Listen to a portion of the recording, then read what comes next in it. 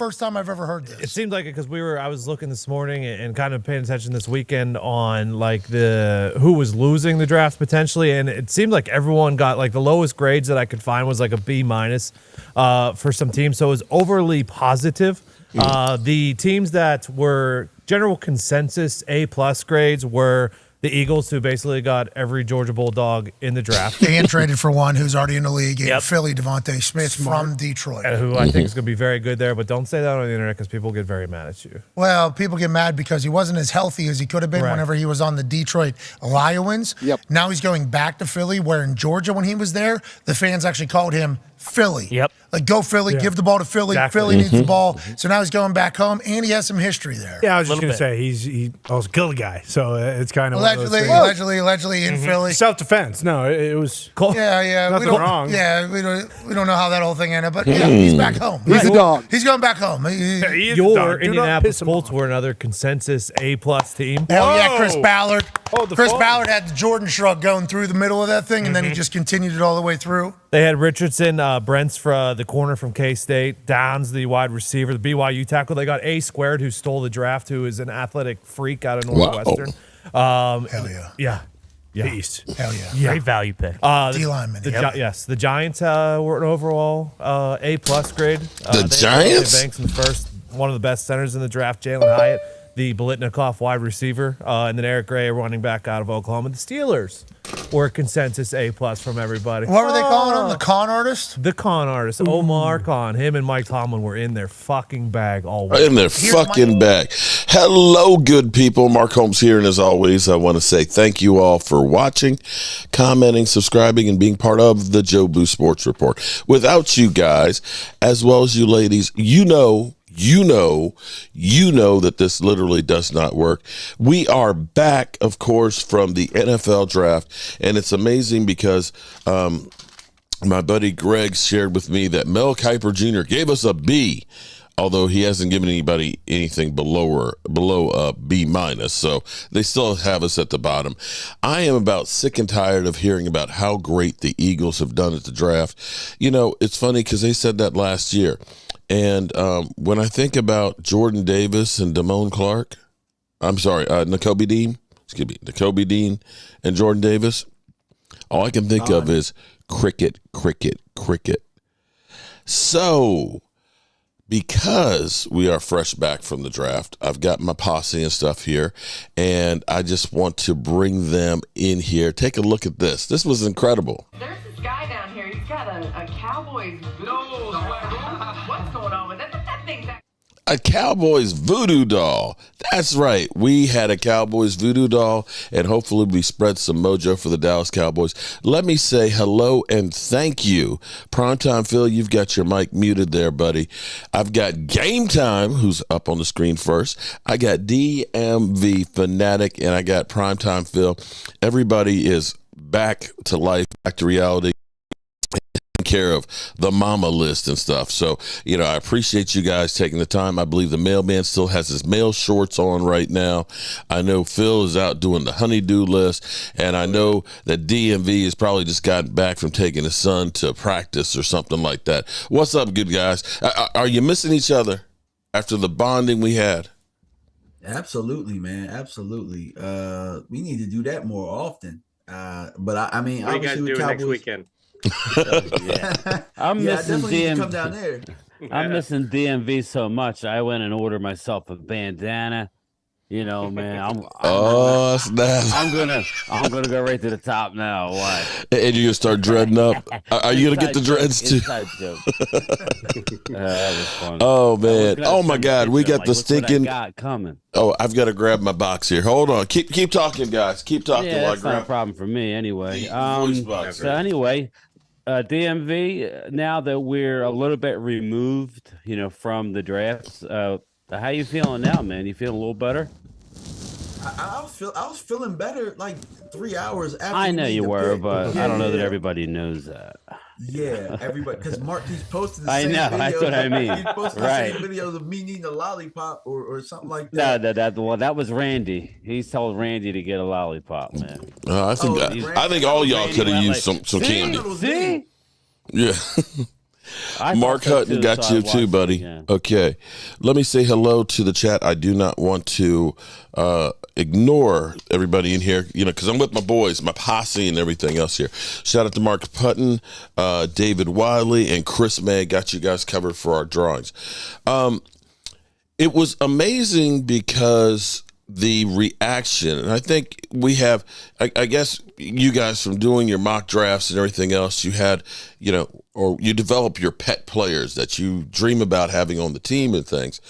And the initial reaction to the draft was not good from you guys. In fact, I mean, we weren't jumping up and down. Nobody said not good, Mark. We said not sexy. I think that's all. I don't know. Somebody was talking about trash. Yeah, when I look at it, I just look at the initial reaction being that, it's not who you got, it's the disappointment of who you didn't get. I think that's a lot of the first initial reaction. And then when you see all the other stuff, you start, putting all the pieces together, you start realizing, this defense was allowing 120 something yards per game all season last year. And if they didn't address it, we'd be complaining and bitching going into the training camp about them not addressing this situation. So, I mean, it's not the sexy pick, but it's something we needed. Okay. Well, there's Angelica Barron. What's up, Angelica? Twiz Digger, at least Twiz Digger is one of those Eagle fans, but at least he's not one of those obnoxious ones that's just comes in and just spams like crazy or just uses 50 million emojis. He only uses 49 million. Okay. Sugar Daddy, what's going on?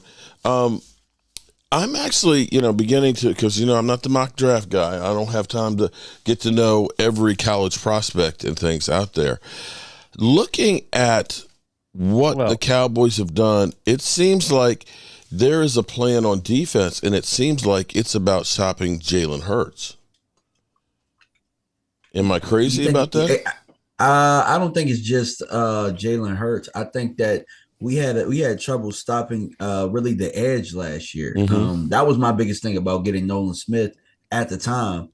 We didn't set the edge very good as far as the run went, and that's where teams attacked us laterally more than straight ahead. And so, I mean, with Jalen Hurts, really, what did Jalen Hurts do against us? He didn't kill us. Well, he really did in the first game. Quite frankly, what's his name actually had a better game. He had 34 points against us the second game. When you looked at Jalen Hurts the week before, only having 24 against the Bears and a couple interceptions, we might have been better off having Jalen Hurts play instead of Gardner Minshew. I agree, honestly, because Gardner Minshew really, there was no tape on him throughout the year, so it was a bit of a wild card trying to figure out.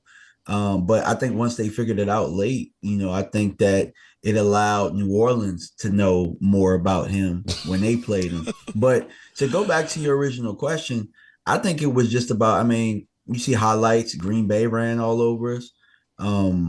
There were a bunch of teams that were able to just, sustain runs against us. And like Primetime said, we were giving up 122 yards a game running. And keep in mind, it was higher than that. And it was higher than that before Hankins really started getting quality snaps. So shout out to Ruben Walls. It's about shoring that up, because once we shore that up, we have the best pass rush in the game.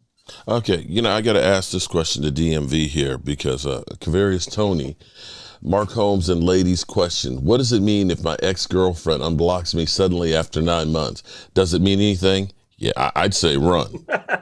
Personally, I'd say run. 9 months. Open up your wallet. 9 months. I don't know. Yeah. 9 months. Well, Brooklyn Joe, man, this is funny. $33 bounty for each Jalen Hurts rib. Just one rib. Oh, East Side is in the house. What's up, East Side Harold? Says Mazzy Pad will be a bust. That's a crafty name, isn't it? Yeah, it's crafty. I just think it's funny. I think it's funny because, like, obviously, I totally get it. I totally get it. It's a nice thing to rip on when you look at stats and stuff. But I was pointing out to these guys earlier, it's like when you got a guy that situationally comes in to stop the run, and your whole thing against him is that he didn't get sacks. Right. It's like, really? It's like, oh, well, your kicker didn't make touchdowns. You suck. You know? But see, you know what that is, though? That is the casual fan that doesn't understand that the different positions have different roles. Mm-hmm. You know, because a lot of people will look at an edge rusher and say, well, edge rusher, you know, and he gets 12 sacks in a, you know, season and stuff. This guy, he only had a half a sack last year. Well, that's not his job. They're two totally different things. And even a defensive tackle is different than a nose tackle in their responsibilities. You have to understand, the linebackers are made to get the glory.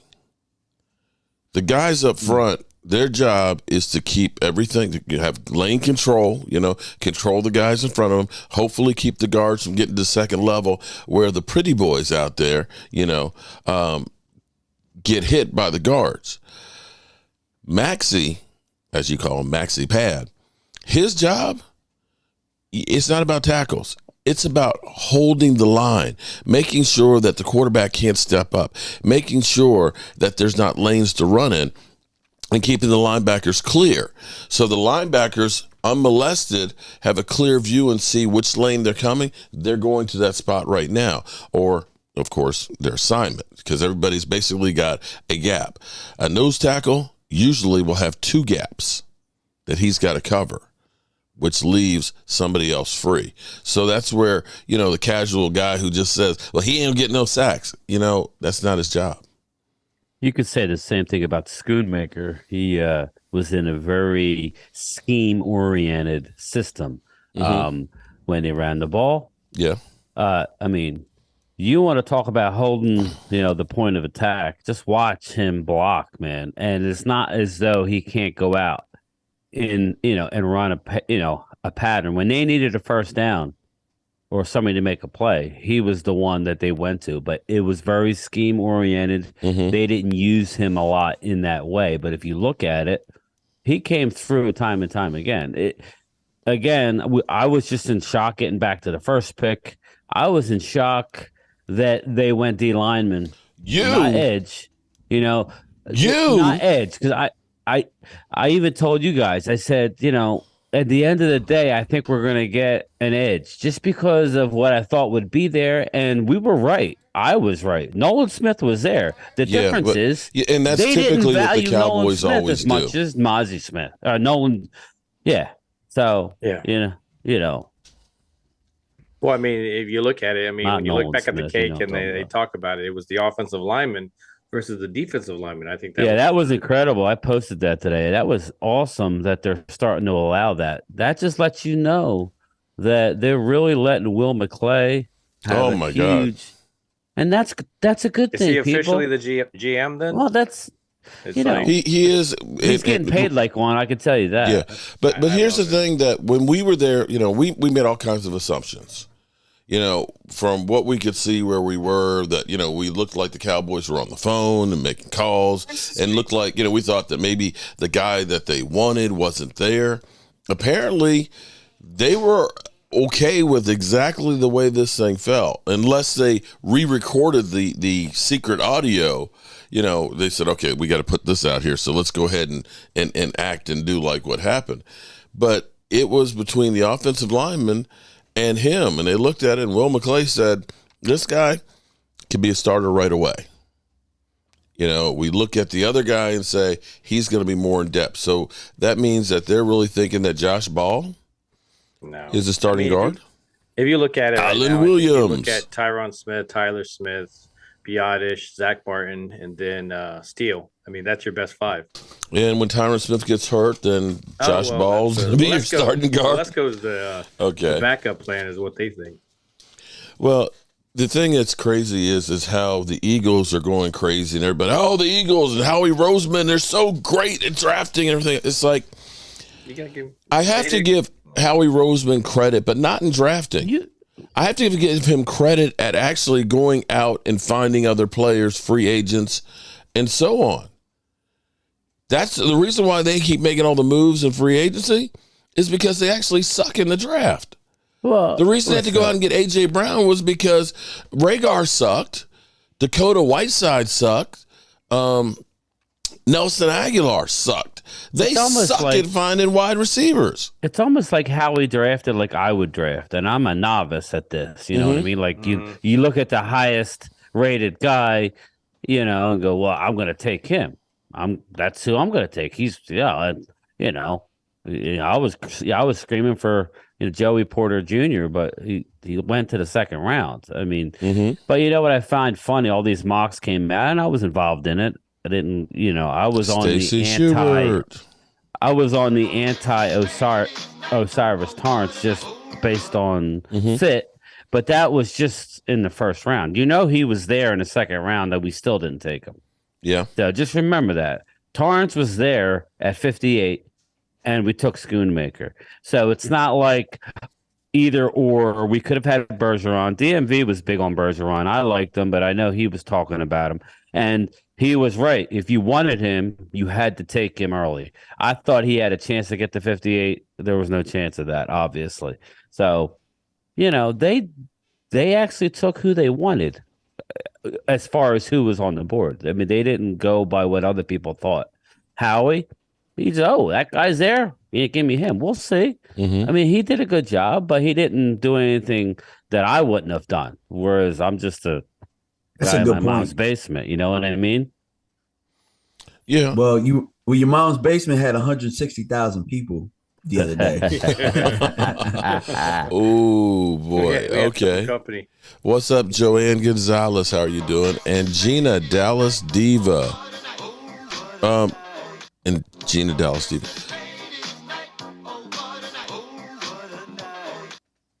It feels like the Cowboys actually dissected. See, this feels like totally different than last year. It's like they dissected and they said, we didn't have weapons for Dak. So we go out and get Brandon Cooks, right? And we hope that Michael Gallup is better.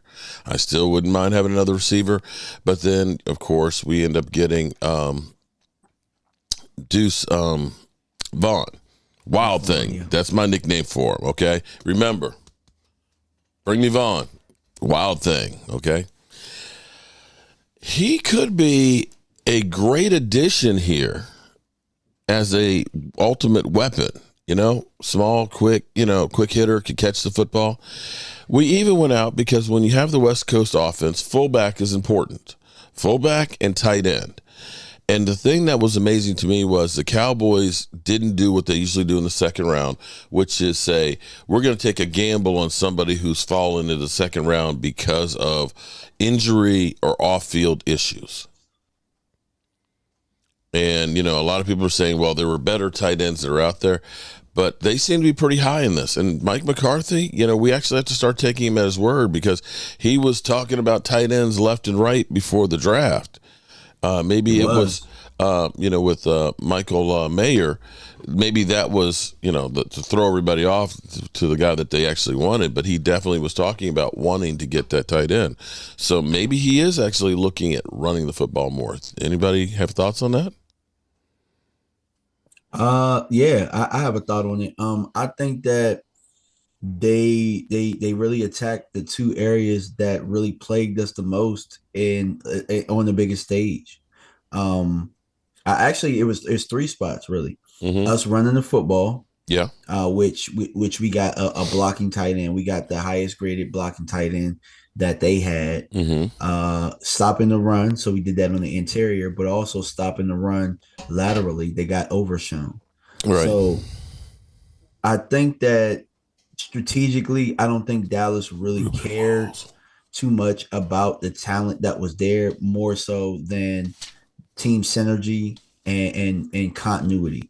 We know that we have depth on the defensive side, so let's get the pieces that we need on the defensive side. We don't necessarily need a top corner. We don't necessarily need a Mike linebacker, or we don't necessarily need another edge per se really, really high. And I think that they did a very good job of that. On the offensive side of the ball, obviously they showed you that they did want a lineman, and they were, leaning towards that. But they found that the defensive side of the ball, the defensive interior was more important. If you guys had an opportunity to watch Will McClay talk about that. I can't believe it. Yeah, exactly. But if you hear what they said, and I want to point out something that Skywalker Steele pointed out. Will McClay said something about if they were to get Bergeron, that's depth at the guard position. He said that's depth. Yeah, that's what I was saying. To yeah. a starter. Yeah. So that means they're probably kicking Tyler inside, man. And looking at how the defensive linemen are in the NFC East, I think that's your best bet, man. I think you have to kick him inside and stick with the plan. You know what I'm saying? Maybe in an emergency, kick him back out. But if you're going with your best five and you're ultimately going to, pride yourself in having faith in Tyron Smith, that's the move. And if that's the move, then I think that Dallas handled it well. I'm ecstatic. Okay, after starting to do a little bit of research on these guys, and when I went to training camp last year, there were so many questions, even at training camp. Right now, it's only May 1st. You're going to end up seeing a lot of veterans that'll be cut, because now we got this guy, this young buck, and we're beginning to bring him in OTAs and stuff. We can get rid of some of these veterans. We know guys like, we believe DeAndre Hopkins, something's going to happen to players like them that are just deemed too expensive and stuff. So you still have opportunities to add on to it. And the Cowboys typically like to add players in training camp. But we went into literally training camp looking and saying, we got to hold linebacker. Because we were looking at Leighton Vander Esch, and we were looking at saying Luke Gifford, who's a special teams guy, is one of the more experienced linebackers we had on the roster. We started going out and getting some journeymen that didn't, I don't think, eventually make the roster. And we ended up getting Anthony Barr coming off a knee injury. So we had a big hole there. We knew we had an extremely big hole. That was beyond a hole. That was just, there was no side in the ship at wide receiver. And we knew we were razor thin at offensive line. You were still a little thin on offensive line, but you look at it and say the receiving core is better than where it was. And with the linebackers, I can't wait to see Damone Clark in his second year. I didn't realize that he had 47 tackles last year. Quietly. He came in with no training camp and did that as well. Right. So imagine him with an offseason. Sam Williams. What's Sam have? 5 sacks, 6 sacks? In only getting like 29% of the snaps. That's another guy who you look at that and say, well, let me put it this way. That's about as many sacks as Randy Gregory had the year before. As a rookie, as a part-time role player. Okay, so getting into a darn bad car accident. Right. I mean, he was injured. I mean, that was impressive, I will say. And I think that had a lot to go into with him. Just don't lose sight of the fact that we have guys who that are about ready to emerge, if you ask me. And he's one of them. Right. So that was a good year, I thought. So we have firepower on that defense that we haven't actually been able to use the potential of. So in that second year, you can look and see. Think about DeMarcus Lawrence, his rookie year. He ended up having 2 sacks in the playoff game against the Lions, and that was it. So you look at the starting point of where Sam Williams is right now. I'm not saying that he'll have a career like DeMarcus Lawrence. I hope he has one that's better. But you look at that and say, that's a real good piece that's already here that we haven't really started using. And so you start adding some of these young guys into the rotation. To me, it feels like the Cowboys are doing 2 things. They're modeling their defense after the Legion of Boom, and they're going back to Aaron Rodgers' team that won the Super Bowl. We now have 3 tight ends that you look at that can block, that can catch. Green Bay used 4 tight ends in that year. We now have a fullback, okay? Our John Kuhn, so to speak, a guy who can block and do some different things too, which is also another piece of that West Coast offense. We now have kind of a rotation of running backs in here that we can kind of do, which is kind of the new model. So you look at it and say, we're going to try and get the offense of the Green Bay Packers back in that Super Bowl year. We're going to get the defense of the Seattle Seahawks, where it is physical, it's fast, and they're playing downhill. I think that's a hell of a plan. Agreed.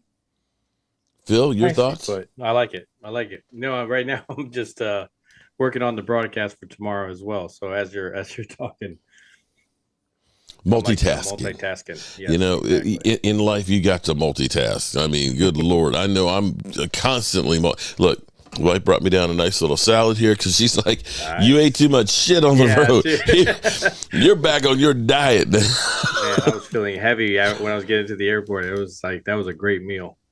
Oh, my God. Mark, you'll like crazy. this. You know, you're the interior guy. I was watching one of your videos. I hadn't watched much of I was there, so but your face when they took Mozzie Smith, man, it was hysterical. And I'm like, and I looked at you, I'm like, I was laughing. I'm like, you're all excited. But you know what Mozzie said today? After he said, it's a perfect. Oh no, he goes, Mozzie loves the cowboy fit, and then he said it's going to be a perfect storm. I guess him and Dan Quinn.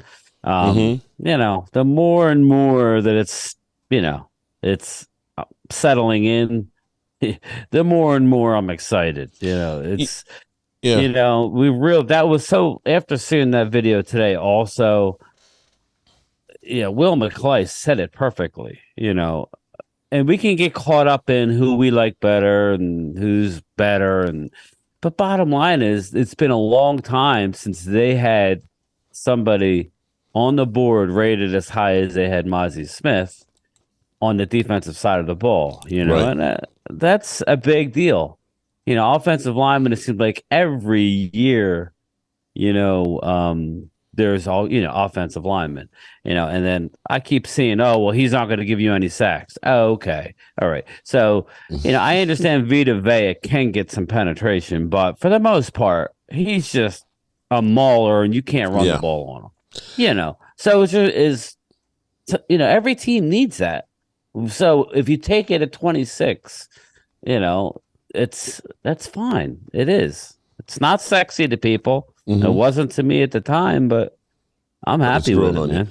I want to point something out on that video before Mark says what he's going to say. My bad. But if you look at that draft video, who's not in the room that you would have thought would have been in the room when Mozzie was picked? Mike McCarthy? No, Mike McCarthy was in there. No, Mike the coordinator. Dan Quinn was not in you're there. Right. So I think they were prepared to take offense right there. I kind of wanted to point that out. And I think it was Will McClay's soliloquy that got us Mozzie Smith right there. So a lot of people are giving, that was Dan Quinn that stood on the table. No, Dan was there. You're right. Is the reason that we got that pick there. So I just kind of wanted to point that out. Well, we don't know. Maybe he was in, using the John or something. But but using the John with 2 minutes to go. Maybe they've already had this conversation. I would think that Quinn already burned Will McClay's ear, saying this is who I like. But regardless, that it was awesome. I'm really happy with the Cowboys. I don't know why. Maybe because this narrative that Jerry Jones wants who he wants. Mm-hmm. The more and more visibility, the more and more I'm liking it, because you see that it really is. The question was asked. You heard McCarthy. Remember, we were at the draft saying, like McCarthy's not getting what he wants. Well, you saw exactly what was being said. McCarthy was good with either player. Mm-hmm. And, that's all you could ask for, is to have a consensus. And as soon as Will was done, they're like, okay, that's who we're taking. I like that, man. Right. I liked it. Shout out to Roland's review. Big Surge 31 says, my head scratcher pick was Junior Fiocco because of the position he will play. DMV knows a lot about him. He's kind of a tweener. He can play edge and play tackle too, right? He's got a good motor. I'm sorry. Go ahead, DMV. Who you say? Yeah, I was gonna say. I think that the plan is gonna be to put him as the 3 technique. But what I will tell you is, I want to say he won Mountain West Defensive Player of the Year. Mm-hmm. Mountain West had some really good defensive linemen over there this year. So I would just say, guys, don't sleep on him. He is a tough guy. Tough guy. Like, remember one thing that I've been saying throughout the draft process, and it's like, you got to get you. I think he's Samoan, right? He's Samoan. It's Vita Vea, Samoan, the cousins, right? I said you got to get one. You got to get you somebody Samoan on your defense because they got those. They got that bone density right there, man. They're bodyguards, and he's another bodyguard to Micah Parsons. That's another bodyguard. You got to keep your star clean, and that's what I saw from this draft.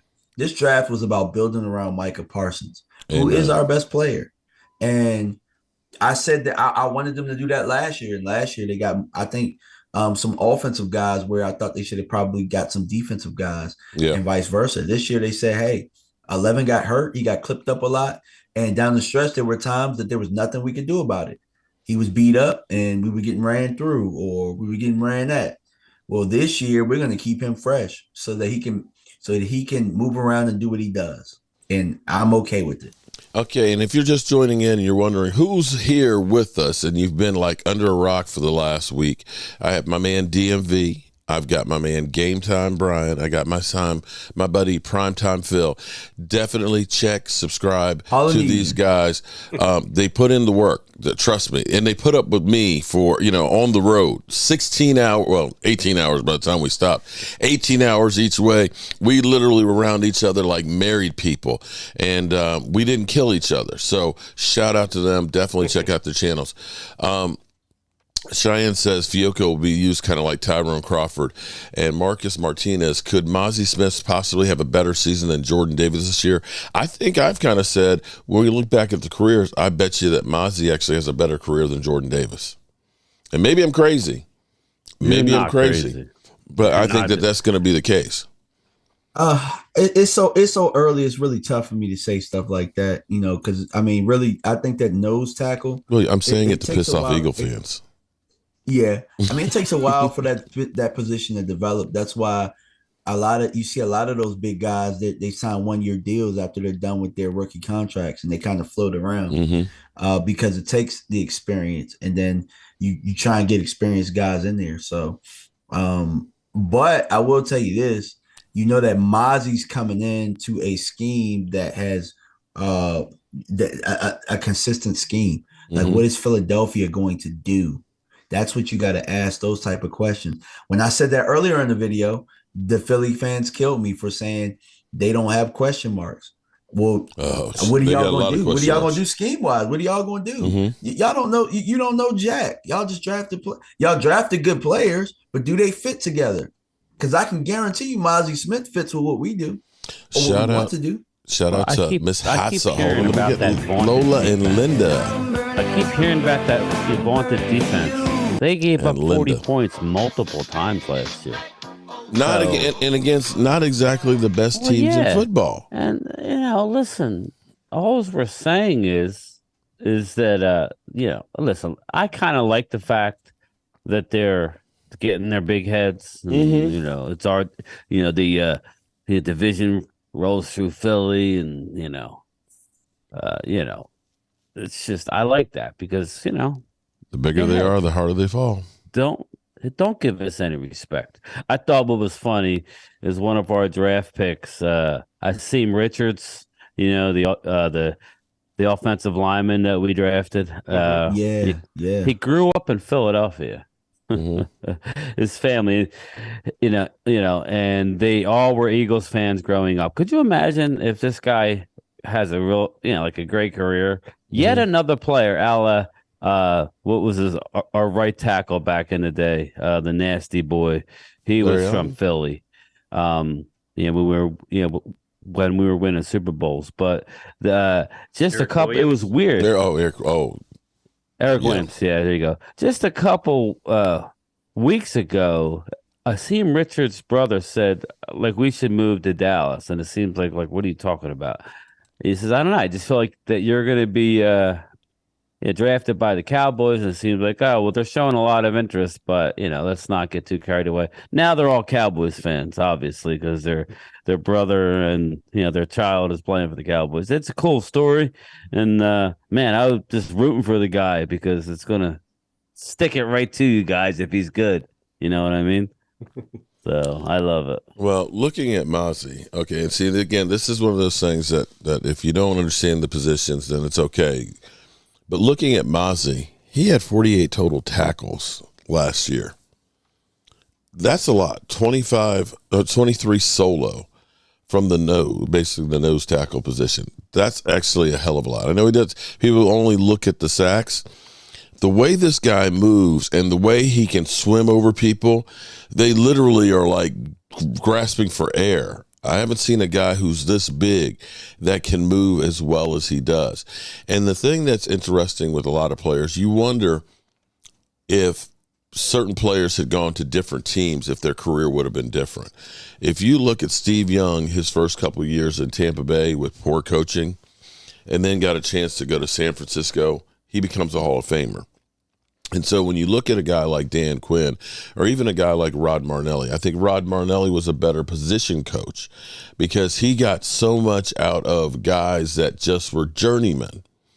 And I think that's the case with the Dan Quinn, that he gets these guys at another level than what they would have possibly in other schemes. And so you start looking at this and saying, what is going to be the ceiling? Maybe this guy becomes a better pass rusher because of the scheme fit that they do and the situations that they use him, as well as the technique that he learns.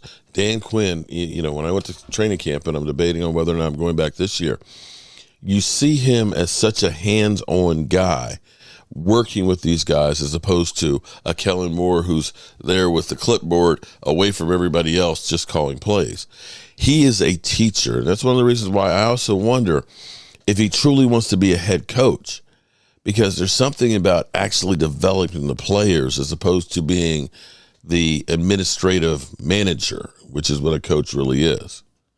This is where I'm excited because Dan Quinn has so many different guys that you can look at and say, I can play Gallimore, I can play OC. I can rotate these guys and use them in different situations with, of course, Smith and Hankins. So you've got options. And unlike last year when Hankins got hurt, we didn't really have an answer on the defensive line. Now we've got a rotation of guys that are keeping them fresh and backups when shit happens. Ruben Walls. Shout out to Ruben. Trying to get a print mark. Ruben, email me, cowboysmark94@gmail, and send me the picture and your address, and I can get you squared away on that, buddy.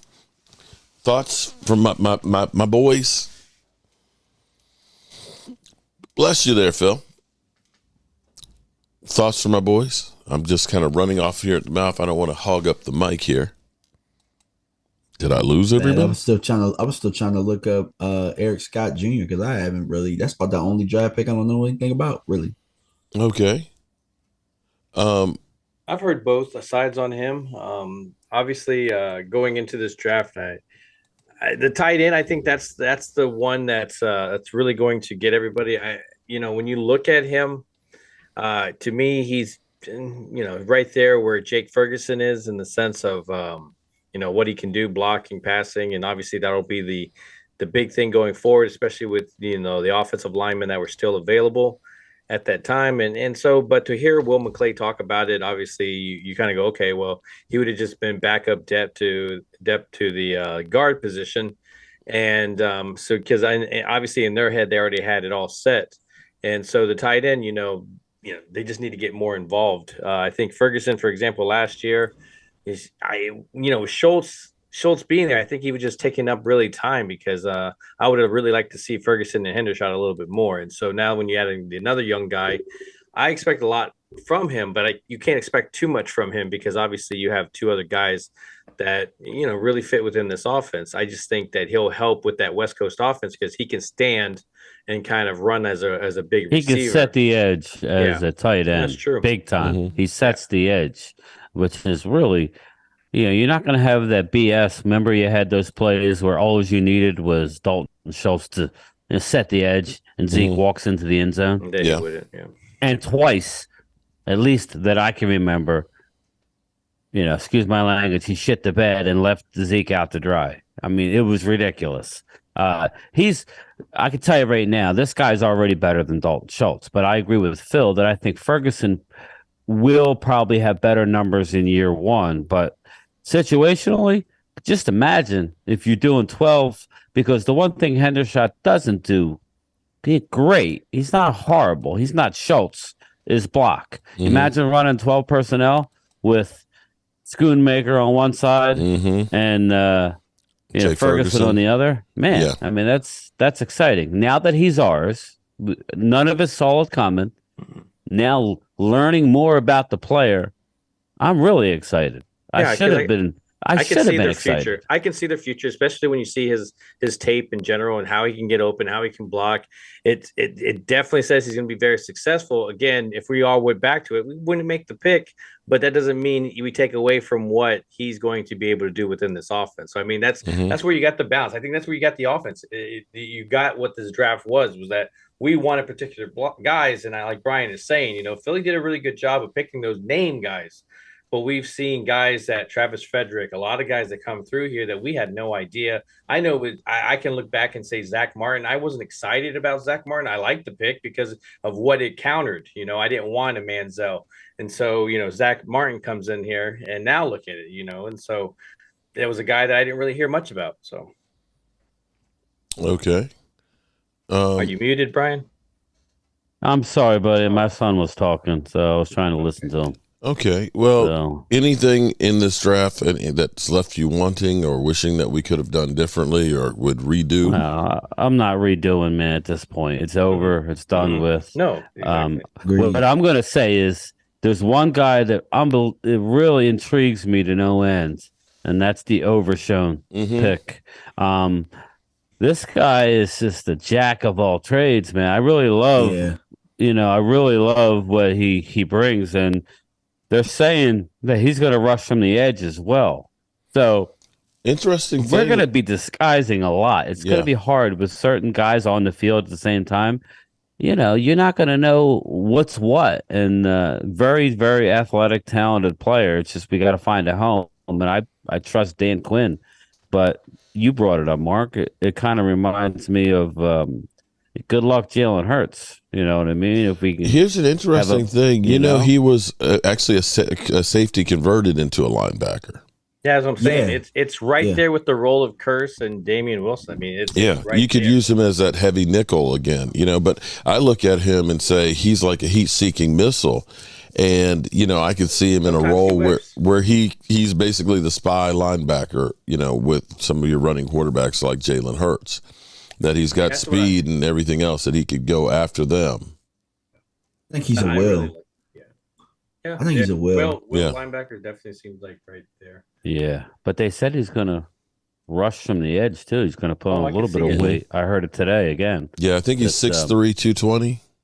But still, that's okay. I mean, you could rush from the edge at times. He'll probably put on 10, 15 pounds of muscle. But that's what I was telling with Brian. It's like when we were talking about him, when I was mocking him, I was just like, this guy's a jack of all trades. He doesn't do anything excellent, but when you look at him, you just see him flying. And it's just like he'll miss the tackle, but somehow he comes back up and still gets the ball carried from behind. So, I mean, there is a lot of rawness there that you're hoping a guy like Dan Quinn can kind of point him in the right direction and kind of get going. It just maybe I heard somebody saying this. Cam Chancellor-esque, something like that. It made sense because they compared him a little bit to Micah only within the speed is what I'm talking about, because obviously it's like some of these guys played out of position in the sense they didn't see the play developing, but they were able to make up that ground with the speed that they ran with. And so, now if they can see it at the right spot, if they can actually, tell what play is happening, they can really get to the ball and really cause some chaos. Alan Walker, all the Cowboy fans gave us their true emotions. Now trying to convince yourselves all is good, trying to trash our team. Trashing anybody. We haven't said anything. Dude, this is what I'm talking about. We're not in the damn draft room, bro.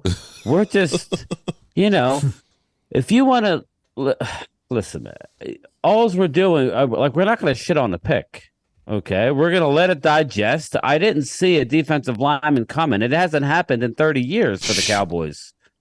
As far as an interior lineman drafted round one. It's been over 30 years. So, it was a surprising pick.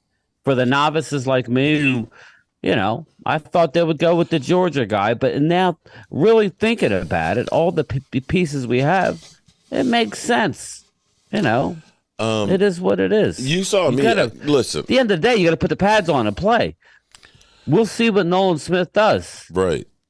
We'll see. Is he going to be a Nakobe Dean? You guys act like that Nolan Smith was a can't miss prospect. If he was, he would have went a lot earlier. Yeah, his ceiling's high. I know DMV, really loves his talent. I liked him. Yep. But there's a reason. He has a bust.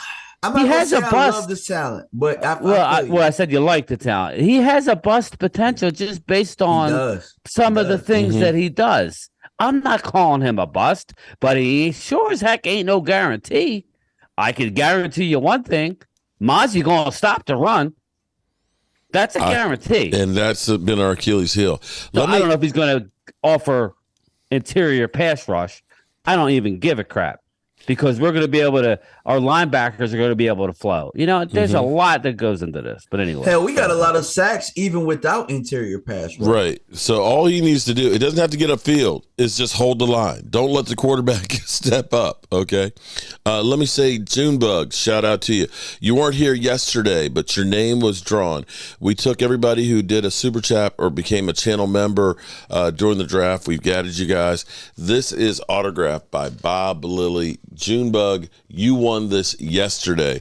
So Junebug, send me your address so I can get that in the mail for you tomorrow before I go to work on the red brick house.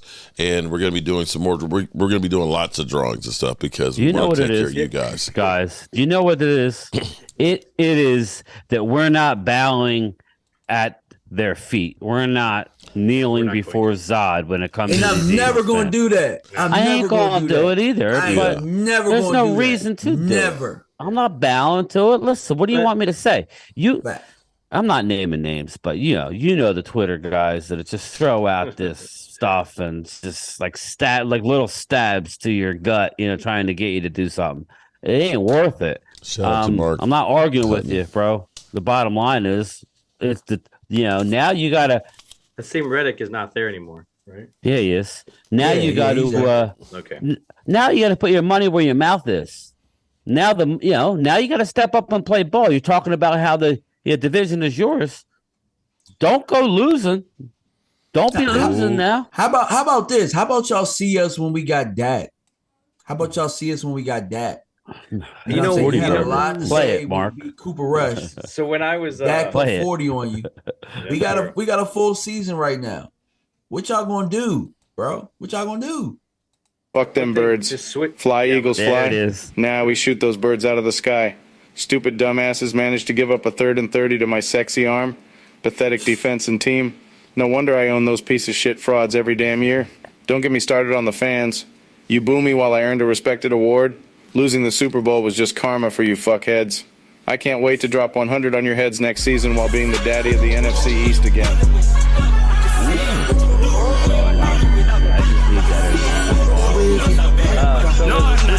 F them birds. A nice subject. I was in the airport, switching over and waiting for my next flight when all of a sudden I saw the pick for Deuce Vaughn.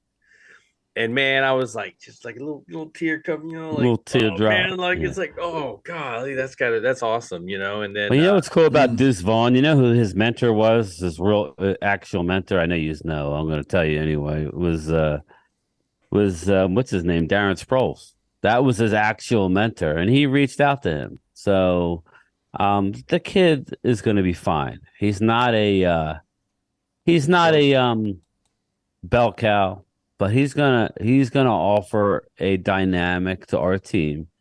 That's great. And I don't know about you guys. I don't know if it's a 22. JRS. I don't know when he runs, and I shouldn't even say this, but he just a lot smaller package. But it reminds me of how Emmett used to run, where his footwork. Now, obviously, he's not going to be a bell cow back, people. He's going to be a situational back. But I love him, man. It's a great story. And I'm glad he's with us, man. It really saved it for me at the time because at the time I didn't really think about everything that I've had a chance to think about regarding each one of these picks. So I like it. It's funny going through some of these comments because Eagle fans come here all the time, and then they accuse me of he's always talking about the Eagles. It's like, oh my God. Oh my God, are you guys? It's like I don't remember asking you a goddamn thing. how many? Okay, you guys are there. How many Eagle fans came? I swear, I think the Eagle fans that recognized me was equal to Cowboy fans. Mm-hmm. Am I wrong? Probably more. I want to say probably more. It just seems like it. It's like Mark Holmes. It's like, damn, dudes. Seriously. You see what Mark Hudson said, right? What's that? We need a bell cow running back. Well, I don't think he's a bell cow anymore, but I say bring Zeke back. I say, and when I'm going to add on to that. I thought he got put out. Give him the 1-5. Bring Zeke back, and you got Zeke, Pollard, and Deuce. And that 3-headed monster right there is tough. Not to mention, don't forget what's his name from Tampa. H-back Hunter. You got H-back Hunter from North Dakota State. You know what I'm saying? We carry 4 backs. That right there is a tough room, and that right there, my friends, is how you win football games. That by committee. Shout out to you, Leonard. She said we have got great content coming from an Eagle fan. Appreciate you. Yeah, and does anybody not think that Zeke's not coming back? I don't think he is. I think it is not because of want. It's not that I don't want him back. I just feel like how they got rid of him in the sense of not even talking to him. I mean, yeah, that's the part that makes me feel like there's no coming back from that. Kind of like the bell cow, but it looks like they put this cow out to pasture. So nice. Here's the thing about that one. I will say that they'll end up doing a veteran minimum deal, and he's just your short yardage specialist. I'd be okay with it. Basically he would though. I think he's going to have more suitors than that. I don't know about that, man.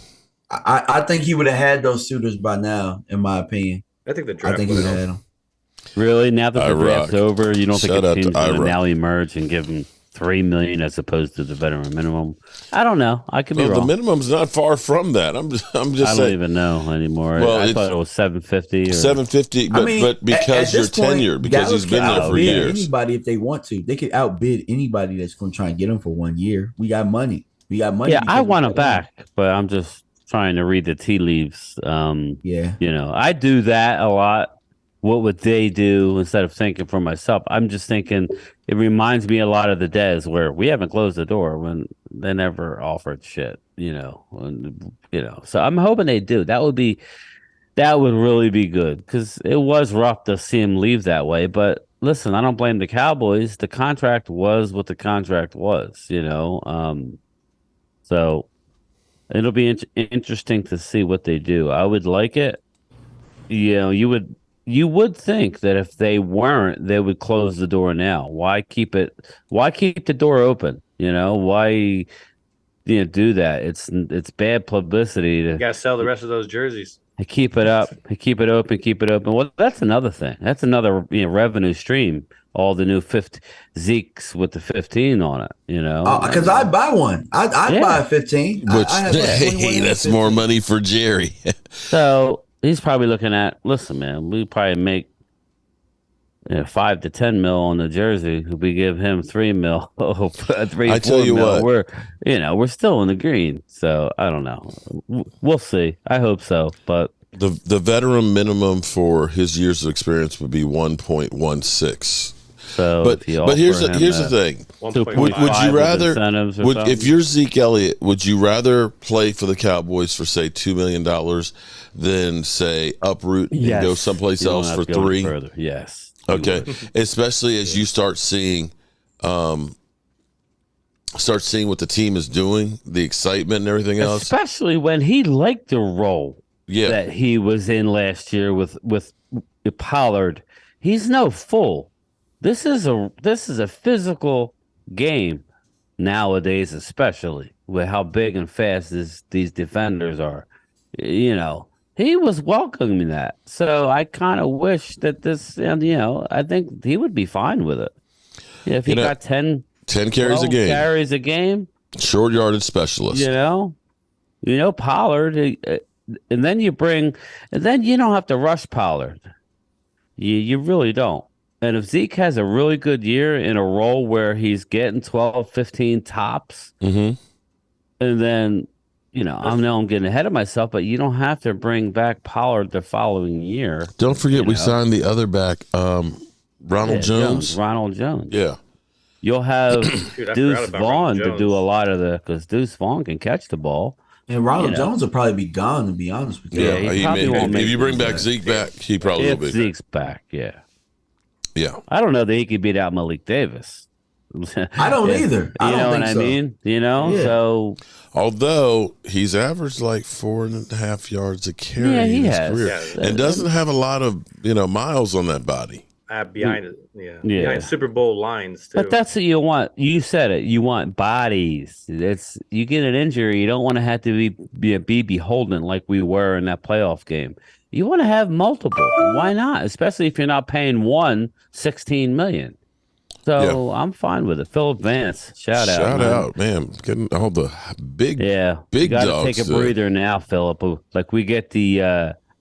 I guess the OTAs and minicamp. Yeah, the OTAs, and then you got the schedule release on or around May 11th. We can plan our trips accordingly, right? And that's always fun. So, that's a week and a half away. Shoots, man! I can't believe it. I can't believe it's already May, guys. Yeah, this really has flown. Oh, and by the way, when I first got on, you guys were talking about draft grades. I shared CBS Sports's. It was actually one that was positive for us.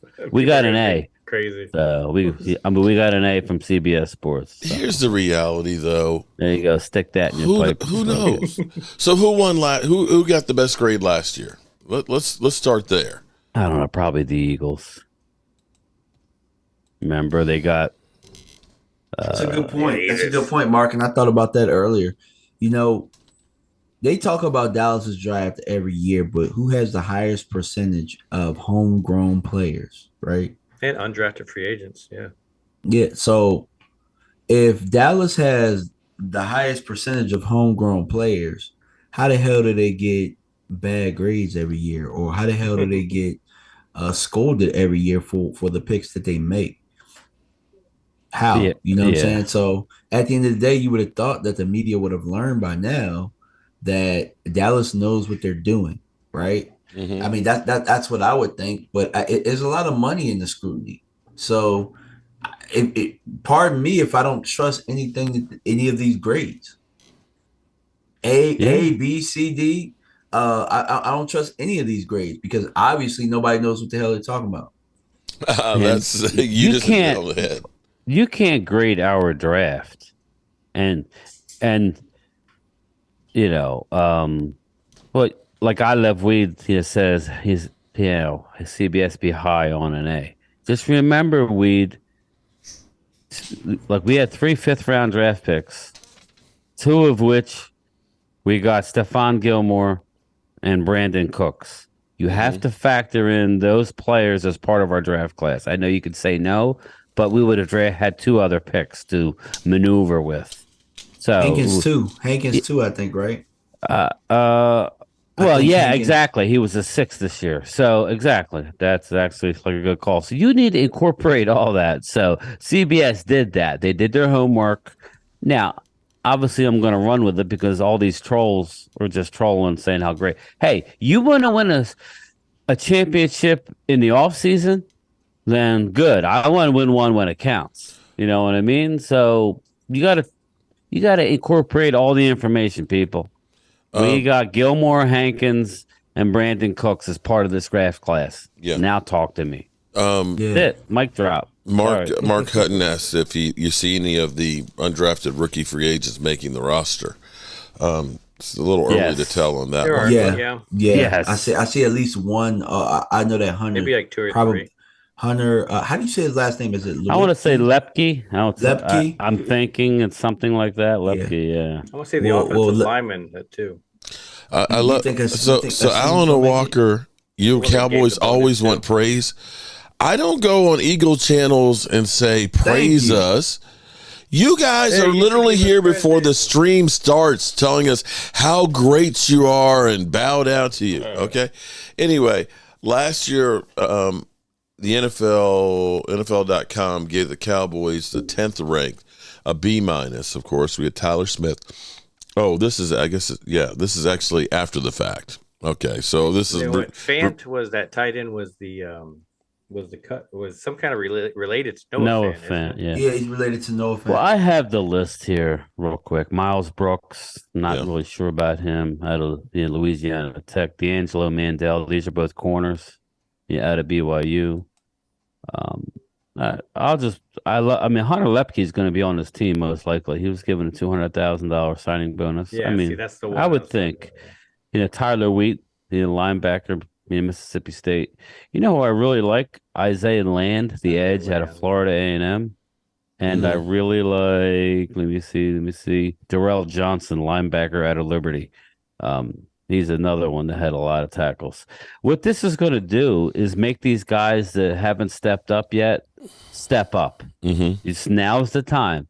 The Simi Fehokos, the Jabril Coxes, the Boss Man Fat. These guys are going to have to step up. Boss Man Fat might already be out the door by this point. I will say he's not, because he was literally our best special teamer at the end of the year. So overshow now.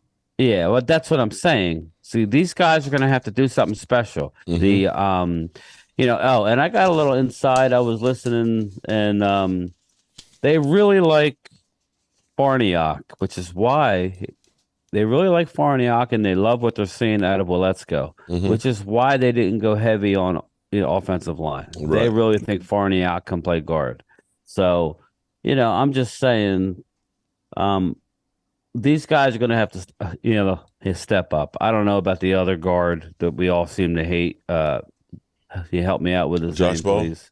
Josh Ball. Yeah, Josh Ball's got to step up or step out. It's now or never. There's probably 8 or 10 guys like that. I mean, what are we doing with the tall cornerback, Nashawn Wright? You know what I mean? Like, what are we doing? We need to make decisions. We're going to have some players that are going to be released that are going to be getting jobs on other teams. We have a lot of guys out there that's going to be, after having this trip right here, I know it's going to be too far to drive, but who wants to go to training camp? Man, look, I got to make a business decision. Do I want to go to training camp, or do I want to go to this Errol Spence and Terrence Crawford fight? I know where I'd go. I'd go to the fight, but I would go to the fight. Just saying, man. You saw, I don't know. You got a lot of friends, so you'd probably be hanging out at the camp, but it just seems like you don't know what you're getting. You could get the short end of the, short straw the week you go out to camp. They could be doing half days and, changing stuff up on the fly. But, it's not just about the practices, because the thing that was great last year was hanging with the fans too.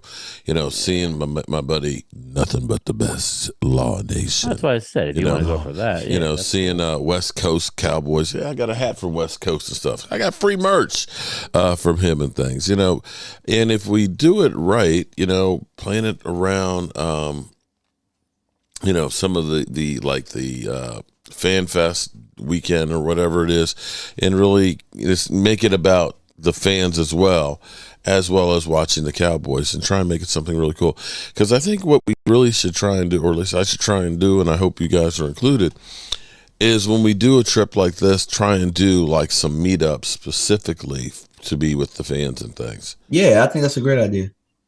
I think that'd be cool. So if we say we're going to be at training camp on such and such day, and we're going to be at Red Robin, post practice live stream meet and greet, with our blue balls, okay, to give away to the fans and stuff. I think it would actually be a great thing. 2 months, Chris, it's not till the end of July. So we got May, June, with 3 months, man. Come on, 3 months. It is flying, isn't it? Lord. It is. Yep. Usually it seems like we're still knee deep in the NFL winter, but this offseason is flying by. For sure. It definitely is. It is. And that's because they're making moves. They're actually things to talk about. Previous ones are just like it's all crickets, and you're just like, oh God, shoot me. Or maybe it was just the pain and suffering of going through that season, that it just wouldn't seem to end. Saying goodbye to Amari Cooper. The Randy Gregory El Paso. Last offseason was brutal. God. It was brutal. we were waiting and waiting and waiting, and it just never happened. It was just horrible. The fact that we had 12 wins and a playoff win. It's still, I don't know how we did Think with as about bad as that, it was. because as much as once the season starts, you put all that away, and everybody thinks, okay, we're 0-0, we're going all the way, and I always think that usually, not all the time, but you know, I yeah, and then after that, I was at your house for that first game of the year. It was like a gut punch to me. I didn't see Tampa coming into our home and stomping us down. I didn't see that. It was a gut punch. And after that game, I was just rocked a little bit. I'm like, I don't know how good we are. And then we went on a run. It was nice. So I think all in all, But, the thing that kind of derails us, which always does, injuries and the depth behind him. When Hankins got hurt, we started having problems with the run. When Zeke hyperextended his knee, that kind of slowed things down. And, of course, Tony Pollard getting, knocked out in the playoffs game, you had one weapon. So you look at this now, and the Cowboys have now a multitude of running backs and a multitude of wide receivers, and I don't think that they're done just yet. I can still see the Cowboys saying, listen, we got $13 million right now, right? The rookies ain't going to take up that much because, there's such late picks in there. So I think probably about $4 million is what it'll take to pay those guys, right? We still have $10 million that's coming in another month. They still have some capital to make some moves if they decide to. I just haven't, when you get the rookie mini camp that's going to be started happening, where's the quarterbacks? So I think you'll start seeing some quarterbacks signed as well. Yeah, maybe nothing other than just camp bodies, but should start seeing something because there's nobody to throw to them right now. Yeah, true on that one, and also a kicker. Kickers, man, that's the one. Yeah, that is true. New England taking one in the third round, that was kind of a little crazy, but if he pans out, nobody will remember that, right? Yeah. Lord Zoid, or Zod, could the boys use the tight end as a fullback at times, being of blocking skills? Yeah, they could, but they also drafted a fullback. Well, I mean, you got a nice fullback there, but then I'm more curious. I guess I have to go back and see the film on Richardson because I've heard that he's really good in the sense of going downhill and everything. So I would imagine putting even a guy like that and using him as like McGovern was, just I don't know, just putting somebody back there. But I've heard some nice things about him. I'm very curious always when people get drafted in the middle. So my only thing about doing that is that you take away the ability to be able to throw the ball or to play action. With adding your new tight end, Schoonmaker, and having Lepke being able, you might be able to do that same stuff in the backfield, have the same effect, but also be able to play action and throw it to one of those guys in the flats. So, I just think that we having those type of guys gives us different looks. Look at San Francisco and what they're able to do with Juszczyk out there, where he can be an H-back here, he can be a fullback there. When I did the scouting report against them, I said, hey, he's the key to their offense because he's a guy that can line up anywhere and he's a Swiss Army knife. Well, now we got 2 Swiss Army knives. Maybe we got 3 Swiss Army knives, but we'll be able to stay in 13 personnel and we might be able to, line up and some of those guys can split out a little bit. So I'm interested to see some of the combinations that Mike McCarthy can come up with this lineup of guys. Yeah, it makes sense. I mean, even when you're in the running formation, you're still a threat to throw it because of the weapons you have that can block and run. Well, that's why I love 12 personnel last year, because we could do anything that we liked out of that. And typically the West Coast isn't so much 12 personnel. It's more of the fullback and single tight end. But Mike McCarthy says that, only about 25 to 30% of the offense will change. So hopefully they'll keep the parts that work well, because 12 personnel was one of the best packages we had. With all those screens, he's going to replace James those. Snyder, yes, I believe we did give up our 5th and move up. No, not to get Vaughn, but it was to get the Scott, right? DMV. Oh, we gave up a fifth next year in order to get that sixth. Yeah, we gave up a fifth next year to get the cornerback Scott, I believe. Yes. What? Well, because the question was to get Vaughn. I don't believe so. No, that wasn't. I think it was Vaughn to was get the picked with the later cornerback. pick. Mm-hmm. Yeah, so pick we already had. And DMV, do you got a scouting report on Scott? On Scott, that was the one that I said that's the only one I don't know anything. Okay, yeah, I thought, I was sure because I'm interested. Why would you give up unless they really like him? Well, they really liked. They did. You were hearing that they were liking his. Out of all the corners that were later, he was the one that kind of felt that kind of fit that culture a little bit. So I don't know much about him on film and stuff. So it's hard to say what they mean by that. Yeah. But that's I'm giving away a fifth. You must really like them, So I'm excited for it. But I wanted to touch on something that Mark said about 12 personnel, which traditionally is fullback, one tight end.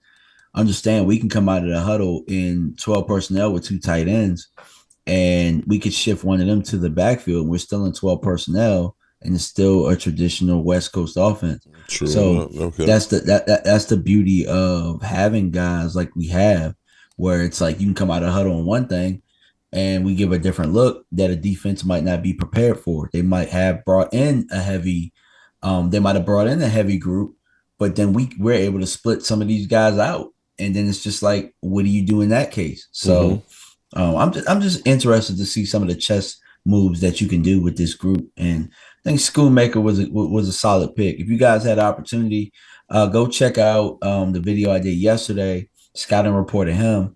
He lines up in a whole bunch of different positions, just like you check in San Francisco. So yeah, go check him out. All righty. What we're going to be doing tonight, we're going to be giving away this autographed by Nate Newton, Joe Barty. Oh man, that's a heck of a giveaway right there. Yeah, it is. That's top shelf right there. Well, we've got a bunch of things because I've got Bob Lilly that's also here. Bob Lilly. I've got, of course, Ruben Walls is stuff in the box. I know that. I've got Michael Irvin ones, a couple of those, Charles Haley ones. So this is our way of saying thank you to the fans for all the support and stuff. By people doing the super chats, people subscribing to the channel, people becoming channel members are enabling us to be able to grow and be able to do stuff like we did. And with the way this season is shaping up, we want to definitely try and do a lot of stuff. And if you guys have not subscribed yet after enjoying this great conversation with my posse here, okay, this is the Dallas Cowboy posse. How's that sound off off my tongue? I love it, man. The Dallas Cowboy posse. Okay, we got my man Game Time Brian. Check out his channel, subscribe. We got over 100 yesterday. We got Prime Time Phil. Him and Brian do their live stream stuff. We're stuck in that 600-ish range. Yeah. Okay, we need to get over the hump, man. Okay, yeah, got to get over the hump. Definitely check them out right there too.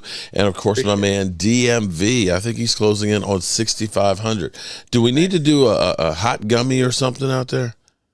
I don't think we need to do a hot gummy. But, he don't. He's sitting nice. I'll do a fucking gummy. Yeah, I'll do 2 gummies. You'll do a gummy. Oh, yeah, there it is. Okay. Yeah, let me just give a shout out, man. This is. Just real quick, it's my first experience hanging out with DMV for any length of time. Mark, I know Mark. I've been, he's just nonstop, man. Why do you make the bitter beer face when you say I know Mark? No, but you're nonstop. But I learned a lot watching you guys. This was really my first because Mark's like, you got to get content out. You got to get content. I'm really just at the early infancy stages, but just watching these guys work after each pick. I was thinking about it after we came home. You guys have it's almost like a rhythm, when to do stuff and you capitalize. So it was really cool watching that. So definitely a learning experience. And it's something I'll take forward and be able to use. So thank you guys. I really appreciate it. I will tell you that I don't know that I'd ever been so tired before in my life. That video that I did. I looked high all weekend, and I don't even smoke. No, I was sitting on the edge of the bed, and I was like, okay, let me do my fireside chat. And I was like, I just got to lay down here, and I'll lay down and do it. You were cranky a couple times. And I literally, I think I drifted off and woke up and realized I was still doing this thing. It was crazy. I was so tired. Shout out to James. Oh, man, I definitely broadcasting his sleep. It literally was. That's it. That's like I'm so good at this. I could do it in my sleep. Yeah. It was crazy, but it was a great trip. Let me shout out to Miss Gibson. How are you doing? All right, let me go ahead and pull the drawing here for our winner. I see Junebug has sent me his email, so I can get that in the mail tomorrow. What's up, Rhonda? Oh, James Snyder, you are 100% right. I should get Tracy to make a shirt that says Vaughn, the wild thing. Trey, you're right about that. The wild thing. That's a good one. And we got to come up with my man Smith.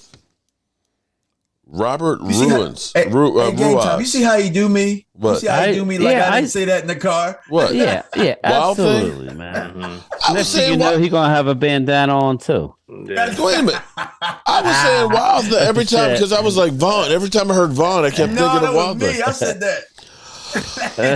Okay. All right.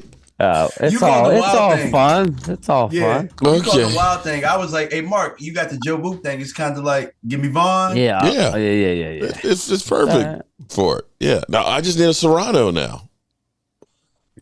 True. Yeah, there you go. Waking up to God. All right. Robert Ruiz is our winner of Pedro. Yeah, you're our winner. Email me, cowboysmark94@gmail. So let me get your final thoughts, guys, because I got to get my ass up early. Yeah, me too.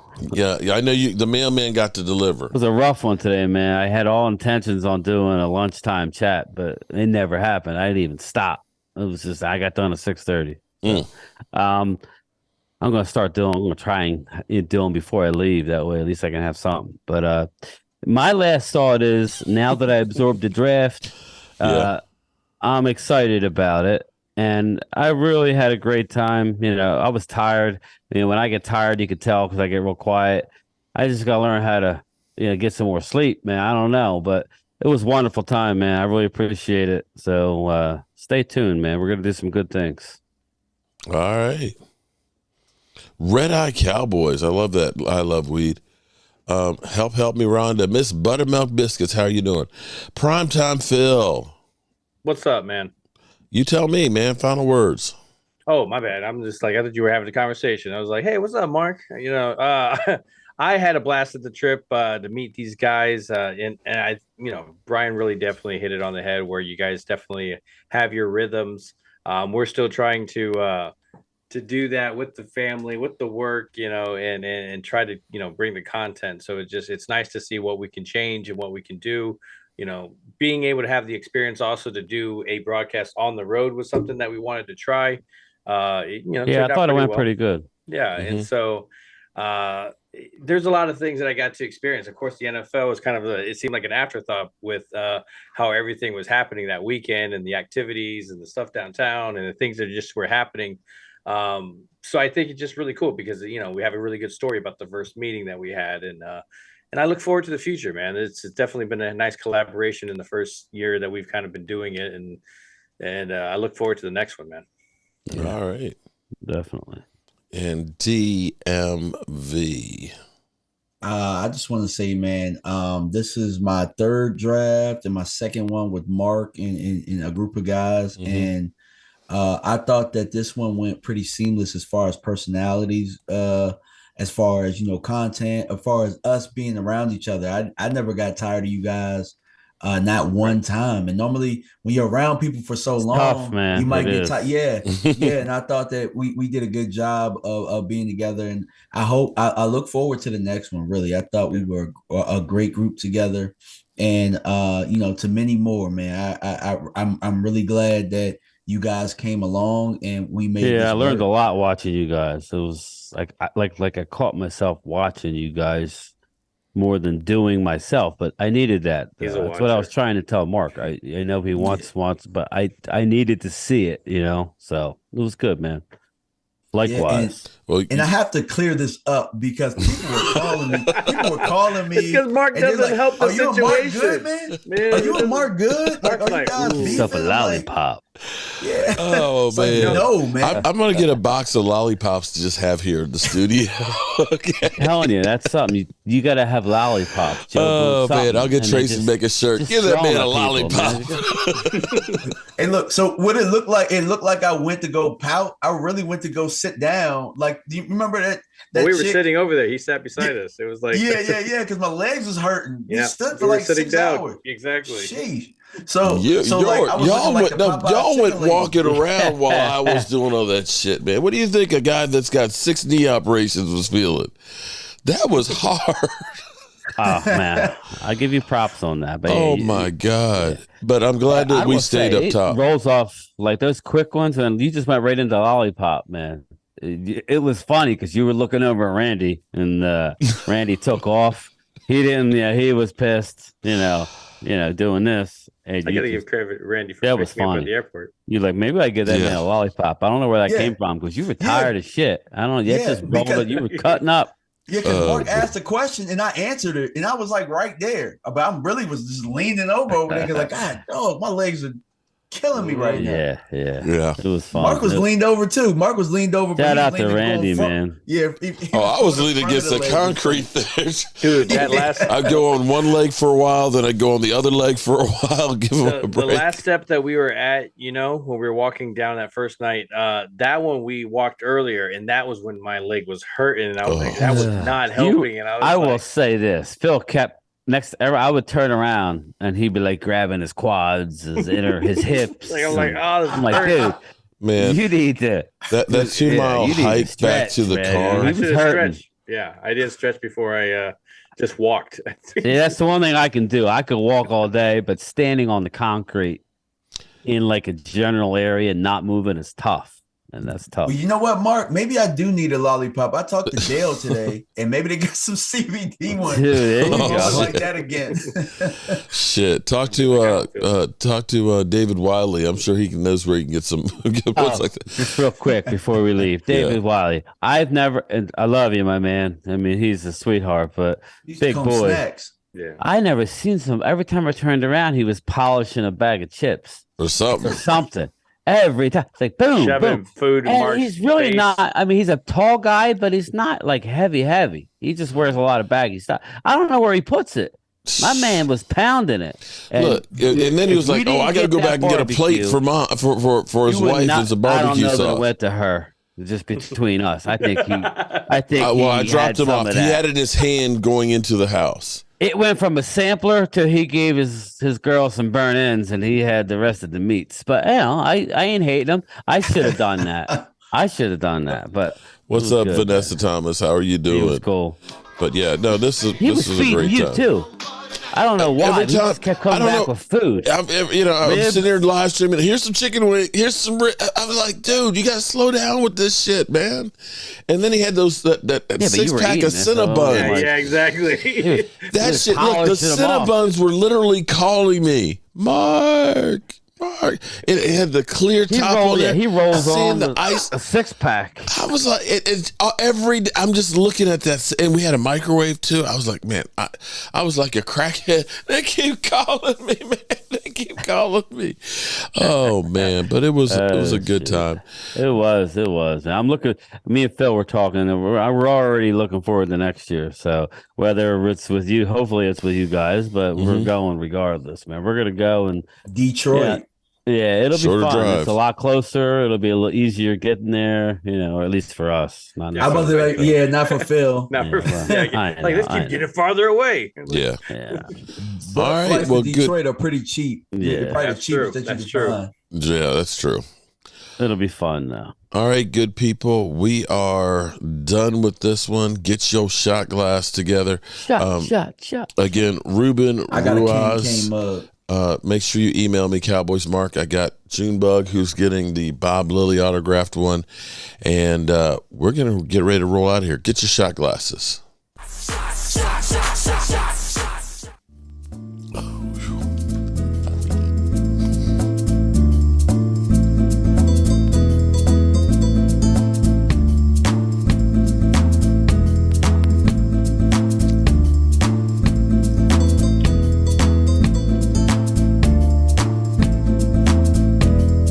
got to eat his salad on air, otherwise nobody believes that he did it.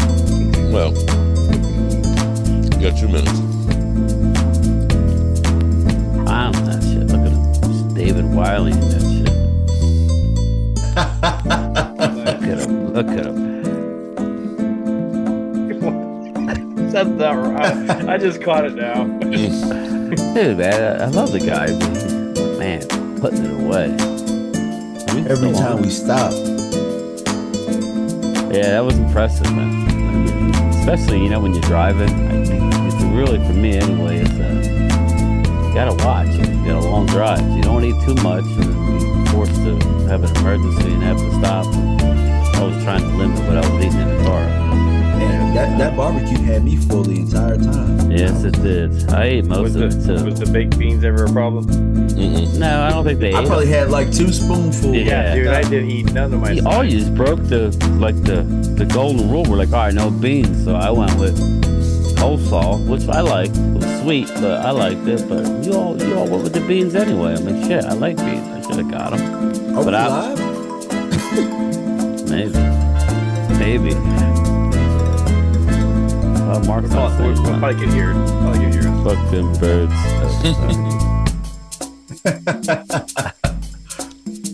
Oh, good. They can hear us live. Oh, well. Getting a little bonus. The dog's looking at me to let him out. So I guess we out, right? Are we done, Mark?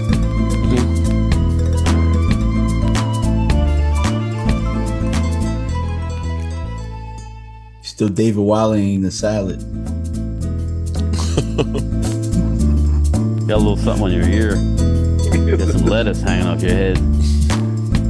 Something about Mary. Something about Mark. Right. Is that hair a little gel? lotion. Is that hair gel? Hair gel. Good call. That Phil, did you work today? You were back to work? Yeah, man. On site? I was on site. Yeah. And then like this week I'm having worked on, like, they're supposed to finish up the shower. Supposed to be getting my master bathroom redone. So. Nice. Yeah, so we're in that process. But it's just one thing after another, we have a lot of projects. All right, good people. You ain't got to go home, but you got to get up out of here. Time to turn out the lights. This party's over. They heard the whole conversation. Oh yeah. There was nothing. Like, at least we weren't like that. Call it a night. Well, Mark wasn't saying anything, so I thought he muted us or something. Tomorrow and next year. Me too. No, Mark, don't do that. That's good.